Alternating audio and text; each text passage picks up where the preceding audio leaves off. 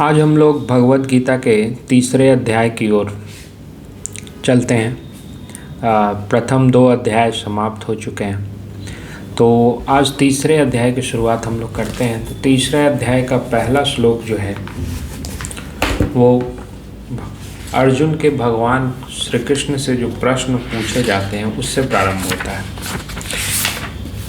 तो अर्जुन क्या कहते हैं? पिछले अध्याय में भगवान श्री कृष्ण ने ज्ञान की भी बात की, कर्म की भी बात की, अर्थात सांख्य निष्ठा की भी बात की और योग की भी बात की। योग से तात्पर्य कर्म योग का है और सांख्य निष्ठा से तात्पर्य ज्ञान योग का है। तो भगवान ने दोनों की निष्ठा की। पहले उन्होंने सांख्य योग के बारे में बताया, सांख्य निष्ठा की बात की, उसके बाद बुद्धि की बात की, योग की बात की। तो योग और सांख्य दोनों की बात वो करते हैं। योग से तात्पर्य यहाँ पे कर्म को समझा जाएगा। तो जब दोनों बात करते हैं और दोनों ही अपने आप में श्रेष्ठ हैं, तो अर्जुन के दिमाग में आता है कि भगवान इस तरह से क्यों कह रहे हैं, मुझे दोनों बात क्यों बता रहे हैं। तो उनका प्रश्न सुन लीजिए। पहला श्लोक है, ज्यायसी चेत कर्मणस्ते मता बुद्धिर्जनार्दन तत्किम कर्मणि घोरे माम नियोजसी केशव। कह रहे हैं कि हे जनार्दन, यदि आपको कर्म की अपेक्षा ज्ञान श्रेष्ठ मान्य है तो फिर हे केशव, मुझे भयंकर कर्म में क्यों लगाते हैं। अर्जुन कह रहे हैं कि ज्ञान आपने पहले बताया था दूसरे अध्याय में कि ज्ञान जो है वो कर्म से श्रेष्ठ है। जब ज्ञान कर्म से श्रेष्ठ है तो उनका प्रश्न है कि फिर मुझे कर्म में क्यों लगा रहे हैं। और कर्म भी कुछ ऐसा वैसा कर्म नहीं है, बहुत ही घोर कर्म है। घोर कर्म क्यों है? क्योंकि अर्जुन देख रहे हैं कि उनको इस कर्म में अपने बंधु बांधवों का, अपने पूज्य गुरुजनों का, अपने पितामह का, इनका भी वध करना पड़ सकता है। इसलिए वो बोल रहे हैं कि ये तो घोर कर्म है। और आपने बताया कि ज्ञान ज़्यादा श्रेष्ठ है, कर्म से श्रेष्ठ है, तो मुझे ज्ञान का मार्ग पे अपनाने के लिए क्यों नहीं कहते? मुझे ज्ञान मार्ग पर जाने के लिए क्यों नहीं कहते? मुझे इस घोर कर्म में क्यों लगा रहे हैं जहाँ मुझे अपने बंधु बांधव, अपने पितामह, अपने गुरुजनों, अपने रिश्तेदारों सबकी हत्या करनी पड़ेगी? या तो वो मेरी हत्या करेंगे या मैं उनकी हत्या करूँगा। तो एक तरह से ये घोर कर्म है। अगर ज्ञान से मुक्ति मिल सकती है, ज्ञान से ही सब कुछ हो सकता है, तो फिर भगवान मुझे ज्ञान का मार्ग ही क्यों नहीं अपनाने देते? मुझे कर्म के, इस घोर कर्म के मार्ग पर क्यों ले जाना चाहते हैं? ये अर्जुन का प्रश्न है भगवान से। तो अर्जुन जो है वास्तव में एक सामान्य मनुष्य का ही प्रतिनिधि है। जैसे हम लोगों के मन में तरह तरह के प्रश्न आते रहते हैं, तरह तरह के विचार आते रहते हैं, तो अर्जुन उसी का प्रतिनिधित्व कर रहे हैं। वो हमारे प्रश्नों को ही भगवान से पूछ रहे हैं। तो बड़ी महत्वपूर्ण बात है कि भगवान के मुख से गीता इसीलिए निकली है क्योंकि अर्जुन ने प्रश्न किया है। अगर अर्जुन का प्रश्न नहीं होता तो यह गीता भी हमें नहीं मिलती। तो इसलिए अर्जुन फिर से प्रश्न पूछकर उन्हें प्रेरित कर रहे हैं आगे बताने के लिए कि ये ज्ञान मार्ग और कर्म मार्ग, इन दोनों मार्गों में किस मार्ग को चुना जाए। तो सबसे पहली बात ये है कि मनुष्य का एक स्वभाव होता है कि वो जिस चीज़ को भी चाहता है, जिस चीज़ की उसे इच्छा होती है, उस चीज़ को प्राप्त करने के लिए, उस मार्ग पे चलने के लिए अपने तर्क गढ़ लेता है। कोई बात आप उसे बतलाएंगे भी तो उसको इस तरह से मोल्ड कर लेगा जो उसको उसी के पहले से निश्चित मार्ग में चलने के लिए सुगम बनाए, उसको उसी में प्रेरित करे। तो शुरू से ही अर्जुन जो है युद्ध नहीं करना चाहता है। अर्जुन की इच्छा युद्ध करने की नहीं है। वो कह रहा है कि मैं अपने बंधु बांधवों को क्यों मारूं? उससे तो अच्छा होगा कि मैं भिक्षा का अन्न खा लूं, मैं भिक्षा मांग कर जीवन यापन कर लूं। वो कहीं उचित होगा अपने बंधु बांधवों की हत्या करने से।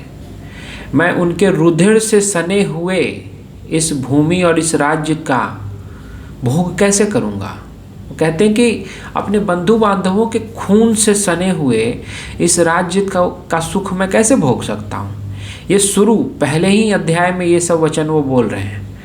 अब देखते हैं कि भगवान श्रेष्ठतम चीज़ ज्ञान का उपदेश पहले करते हैं कि अगर ज्ञान से ही संतुष्ट हो जाए अर्जुन तो फिर कर्म का उपदेश देने की आवश्यकता ही नहीं पड़ेगी, क्योंकि ज्ञान ही काफ़ी है मनुष्य के चक्षु खोल देने के लिए। और जिसको ज्ञान फिर प्राप्त हो जाता है, जिसको ज्ञान समझ में आ जाता है, फिर उसके लिए कर्म तो खेल मात्र बन जाता है। फिर उसको कर्म को करने में ना तो दुख प्राप्त होता है ना सुख प्राप्त होता है, उसके लिए कर्म मात्र खेल हो जाता है, लीला, जिसे लीला भी कहते हैं, तो कर्म मात्र लीला हो जाता है। तो फिर उसे घोर कर्म भी नहीं लगेगा। ये जो कर्म, जिस कर्म को वो घोर कर्म कह रहा है, अगर वास्तव में वो ज्ञान का प्रश्रय ले लेता, भगवान श्री कृष्ण के बताए पहले मार्ग सांख्य निष्ठा को अच्छे से ग्रहण कर लेता, तो ये घोर कर्म उसे नहीं लगता। उसे लगता कि ये तो एक सामान्य कर्म है, ये तो एक लीला है, ये खेल है, इससे ज़्यादा उसे कुछ नहीं लगता। लेकिन अर्जुन को सांख्य निष्ठा ज्ञान का मार्ग जो है उसको अच्छी तरह से समझ में आया ही नहीं है। वो अभी भी उसी चीज़ पर स्थिर है जो शुरू में था। शुरू में उसकी स्थिति थी कि वो युद्ध क्यों करे, युद्ध से वो भागना चाहता है क्योंकि उसे अपने स्वजनों बंधु बांधवों की हत्या करनी पड़ेगी। तो पहले से उसने यह निश्चय कर लिया था कि यह युद्ध बेकार है। अब जब भगवान उसे ज्ञान और कर्म दोनों की शिक्षा देते हैं, दोनों का उपदेश देते हैं, तो उसको लगता है कि उसके पहले निश्चय में ज्ञान बड़ा ही महत्वपूर्ण योगदान कर सकता है। ज्ञान के मार्ग से उसके पहले निश्चय की पुष्टि हो सकती है। वो कहता है कि भगवान, जब ज्ञान का मार्ग ही श्रेष्ठ है तो हमको इस कर्म में क्यों लगा रहे हैं। पहले से वो कर्म करना नहीं चाह रहा था, वो चाह रहा था युद्ध भूमि से छोड़कर चला जाए, क्योंकि युद्ध में उसे बहुत ज़्यादा हत्या, मारकाट, इन चीज़ों का सामना करना पड़ता। तो अर्जुन की स्थिति थी कि वो युद्ध से भागना चाहता था, और उसे लगता है कि जब भगवान ज्ञान का उपदेश दे रहे हैं और ज्ञान में कर्म की आवश्यकता नहीं है, क्योंकि भगवान कह रहे हैं कि ज्ञान तो कर्म से भी श्रेष्ठ है, तो इस प्रकार का जो कर्म वो करना उसको आवश्यक हो रहा था, मजबूरन उसे करना पड़ रहा था, उस कर्म से भी उसकी मुक्ति हो जाती। तो इसलिए वो कहता है भगवान को कि भगवान, आप तो पहले से बता रहे हैं कि जो सांख्य निष्ठा है वो कर्म से ज़्यादा श्रेष्ठ है, तो मैं श्रेष्ठ मार्ग पर क्यों न चलूँ, मैं इस कर्म के मार्ग पर क्यों चलूँ। तो अपने मन में जो उसका निश्चय था, उसकी पुष्टि प्रदान के लिए वो भगवान के दिए उपदेश का भी प्रयोग कर रहा है, जबकि वास्तव में वो ज्ञान को भी नहीं समझ पाया है, न कर्म को समझ पाया है। अगर दोनों में से किसी एक को भी मनुष्य समझ जाए तो फिर उसे दूसरे के समझने की आवश्यकता नहीं होती, दूसरा अपने आप समझ में आ जाता है। अगर कोई ज्ञान को सही तरह से समझ जाए, सांख्य निष्ठा को सही तरीके से समझ जाए, तो फिर कर्म को समझने में कोई उसको मुश्किल ही नहीं होगी, क्योंकि फिर उसे समझ में आएगा कर्म तो कुछ नहीं है, कर्म तो खेल मात्र है, वो खेल समझकर इसको खेल लेगा। लेकिन जिसको ज्ञान समझ में नहीं आ रहा है तो उसे फिर कर्म भी समझ में नहीं आएगा, कर्म भी उसको घोर कर्म मालूम पड़ेगा। अर्जुन की यही स्थिति है, इसलिए वो भगवान से ये प्रश्न पूछ रहा है कि हे भगवान, जब कर्म से ज्ञान ही श्रेष्ठ है तो मैं फिर कर्म के मार्ग पर क्यों चलूँ, ज्ञान के मार्ग पर क्यों न चलूँ। उसके बाद इतना ही नहीं, अर्जुन कह रहा है, व्यामिश्रेण एव वाक्येन बुद्धि मोह्य शिव में तदेकं वद निश्चित्य येन श्रेयो अहमाप्युनाम। मिले हुए वचनों से, व्यामिश्रेण एव, मिले हुए वचनों से मेरी बुद्धि को आप मानो मोहित कर रहे हैं, उस एक बात को निश्चित करके कहिए जिससे मैं कल्याण को प्राप्त हो जाऊं। तो भगवान ने जब सांख्य निष्ठा की बात की, साथ ही कर्मयोग की बात की, जब दोनों बातें कर दी, तो कह रहा है कि आप ये जो मिक्सचर बना रहे हैं, ये मिश्रण बना रहे हैं, इससे मेरी बुद्धि जो है मोहित हो रही है, भ्रमित हो रही है। मुझे समझ में नहीं आ रहा है कि मैं क्या करूं, मैं ज्ञान के मार्ग पर चलूं कि कर्म के मार्ग पर चलूं। तो आप निश्चित करके कोई एक मार्ग बतलाइए जिस पे मैं चलूं। लेकिन भगवान की बात को अर्जुन नहीं समझ पाए, क्योंकि अर्जुन को भगवान सबसे पहले सांख्य निष्ठा की बात करते हैं, ज्ञान योग की बात करते हैं। क्यों करते हैं कि वो तो श्रेष्ठ मार्ग था ही, उससे श्रेष्ठ कुछ नहीं हो सकता। श्रेष्ठतम सबसे पहले उन्होंने प्रस्तुत किया उसके आगे। लेकिन अर्जुन को जब उन्होंने देखा कि अर्जुन इस ज्ञान को ग्रहण करने में सक्षम नहीं है, इस सांख्य निष्ठा को ग्रहण नहीं कर पा रहा है, तो उनके सामने मजबूरी थी। तो उन्होंने फिर दूसरा ऑप्शन जो उससे थोड़ा इन्फीरियर था उसको भी प्रस्तुत किया कि ठीक है तुम सांख्य नहीं कर पाओगे। उन्हें ऐसा लगा कि ये सांख्य नहीं कर पाएगा, क्योंकि अगर सांख्य समझ जाता, ज्ञान समझ जाता तो बात वहीं खत्म हो जाती। फिर कोई ना तो प्रश्न होता, न किसी उपदेश की आवश्यकता होती। ज्ञान स्वयं में ही परिपूर्ण है, उसके आगे किसी तरह की बात की आवश्यकता ही नहीं पड़ती। तो भगवान देखते हैं कि ज्ञान के बाद भी, ज्ञान की निष्ठा बताने के बाद भी, सांख्य निष्ठा बताने के बाद भी अर्जुन के प्रश्न समाप्त नहीं हो रहे हैं। तब फिर वो योग की बात करते हैं, अर्थात कर्म की बात वो बतलाते हैं। बुद्धि की बात नहीं समझ में आने पर वो योग की तरफ मुड़ते हैं, कर्म की बात बतलाते हैं। और देखते हैं कि कर्म को जानने के बाद भी अर्जुन को तृप्ति नहीं हो रही है। वो फिर कह रहा है कि मैं तो कन्फ्यूज हो गया। या मिले हुए वचन, मतलब मिश्रित वचन बोल रहे हैं, मिक्सचर बना दे रहे हैं। कभी ज्ञान बताते हैं, कभी कर्म बताते हैं। तो ज्ञान, कभी बोलते हैं कि ज्ञान कर्म से श्रेष्ठ है, और फिर मुझे कहते हैं कि तुम कर्म करो, युद्ध करो। तो फिर ये तो मतलब कन्फ्यूज़न क्रिएट हो रहा है। आप मिले हुए वचनों से मेरी बुद्धि को मोहित कर ले रहे हैं। मुझे समझ में नहीं आ रहा है कि मैं क्या करूं, मैं ज्ञान के मार्ग पर चलूं कि कर्म के मार्ग पर चलूं। बड़ी ही विषद स्थिति हो गई है। तो इसलिए कहते हैं अर्जुन कि भगवान कोई एक मार्ग बताइए, कोई एक ऐसा मार्ग बताइए जिस पे मैं चल सकूं। ये दोनों मार्ग आपने कहा कि दोनों अपने अपने जगह, आपने बताया ज्ञान भी अच्छा है, कर्म भी अच्छा है, लेकिन मुझे क्या करना है, मेरे लिए कौन सा मार्ग श्रेष्ठकर है, वो मुझे बतलाइए। तो इसलिए वह ये बात कह रहे हैं कि कोई एक चीज़ बताइए, निश्चित करके बताइए। हालांकि भगवान सब कुछ निश्चित करके ही बता रहे हैं, ये अर्जुन को समझने में भूल हो रही है।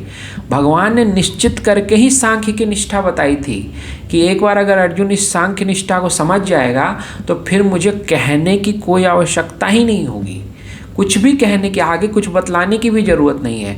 इसलिए वो निश्चित करके ही बतला रहे थे सांख्य निष्ठा।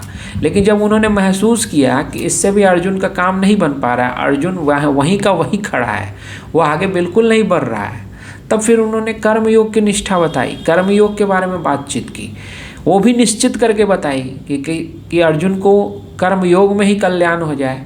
लेकिन अर्जुन को कर्मयोग में भी कल्याण नहीं मिल पा रहा है, वो अभी भी अनिश्चित सा खड़ा है, अभी भी मतलब कन्फ्यूज़न में है। इसलिए पूछ रहा है कि भगवान आपने कह दिया पहले कि सांख्य निष्ठा ज़्यादा श्रेष्ठ है कर्म से, फिर मुझे कहते हैं युद्ध भी करो।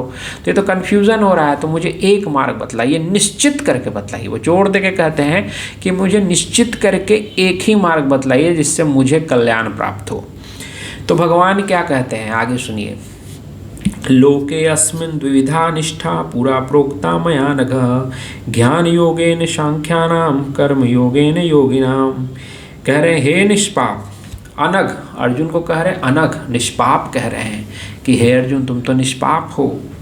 इस लोक में दो प्रकार की ही निष्ठा होती है जो कि मेरे द्वारा कही गई है। दो प्रकार की निष्ठा मेरे द्वारा कही गई है। उनमें से सांख्य योगियों के लिए ज्ञान योग और योगियों के लिए कर्म योग।